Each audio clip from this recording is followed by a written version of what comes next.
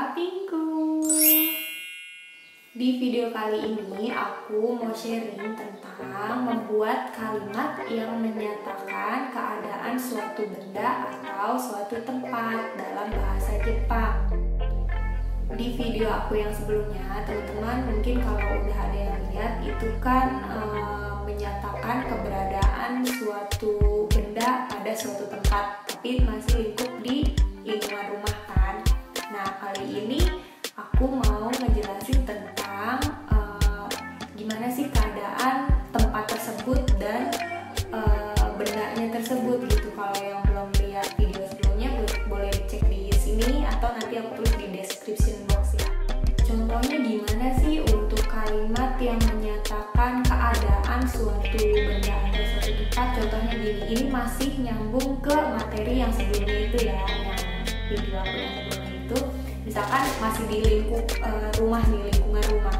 Kan di rumah itu ada ruangan, ada dapur, kamar gitu. Nah, kita mau menyatakan keadaan suatu tempatnya, misalkan kamarnya besar, dapurnya kecil, atau bendanya, menyatakan keadaan suatu benda. Misalkan, sofanya besar gitu, atau misalkan ruang tamunya bersih.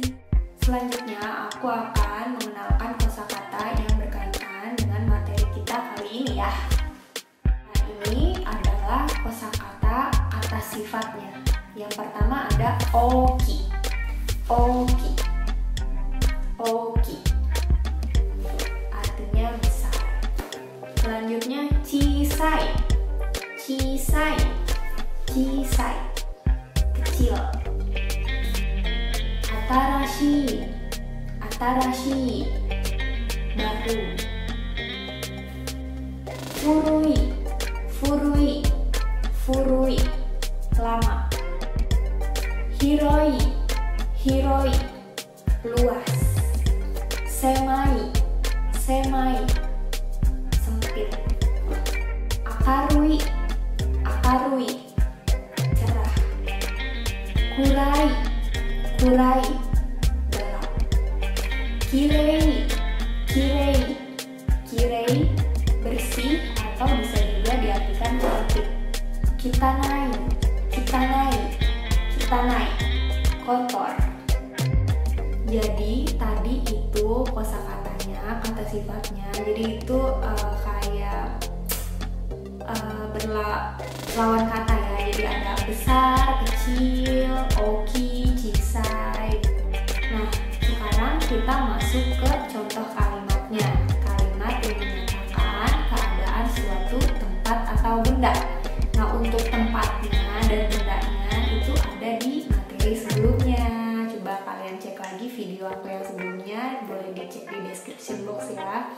Nah, misalkan kita mau menyatakan keadaan suatu kamarnya. Misalkan, ternyata kamarnya besar. Kamarnya besar. Dalam bahasa Jepang kamar apa? Kamar itu kan hea ya, hea. Kamarnya besar. Tadi kamar hea. Besarnya apa? Tadi besarnya oki. Hai, oki. Jadi untuk menyatakan kamarnya besar dalam bahasa Jepang adalah ruangannya dulu atau subjeknya dulu ya. Boleh ruangan, boleh benda, boleh tempat, pokoknya subjeknya dulu. Terus partikel wa, baru des. Jadi tadi contoh kalimatnya kan kamarnya besar, berarti subjeknya kan kamar. Terus si kamar kenapa? Besar, itu kata sifatnya. Berarti hea wa oki des. Nah, jadi gitu ya teman-teman untuk contoh kalimatnya, paham nggak? Hea wa oki des. Kamarnya besar. Jadi wa itu partikel. Partikel yang sebenarnya ini nggak ada artinya, tapi kalau dalam bahasa Inggris bisa dikenal sebagai to be, kayak is, am, are. Jadi menyatakan si subjeknya itu, menunjukkan subjek. Subjeknya ini kenapa nih? Gitu, itu kita pasti pakai partikel wa. Gitu. Contoh lainnya misalkan di rumah misalkan ada AC. AC-nya misalkan AC-nya baru. Nah, Nah, dalam bahasa Jepang gimana tuh? AC-nya baru. Berarti si subjeknya yang mana?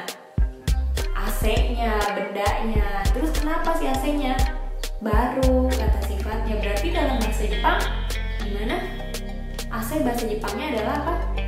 Aircon. Kalau baru tadi atarashi. Jadi untuk menyatakan AC-nya baru dalam bahasa Jepang adalah aircon wa atarashi desu. Kayak gitu. Paham ya?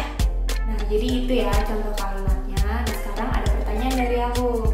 Gimana kalau bahasa Jepangnya dapurnya sempit? Dalam bahasa Jepang tuh apa? Silakan jawab. Nah, jadi itu untuk kalimat sederhananya. Nah, sekarang kalau misalkan kalian mau menyatakan kayak gini, kamarnya Sakura sempit. Kamarnya Sakura sempit. Nah, tadi kan kita cuma belajarnya kamarnya sempit. Nah, sekarang ada orangnya nih.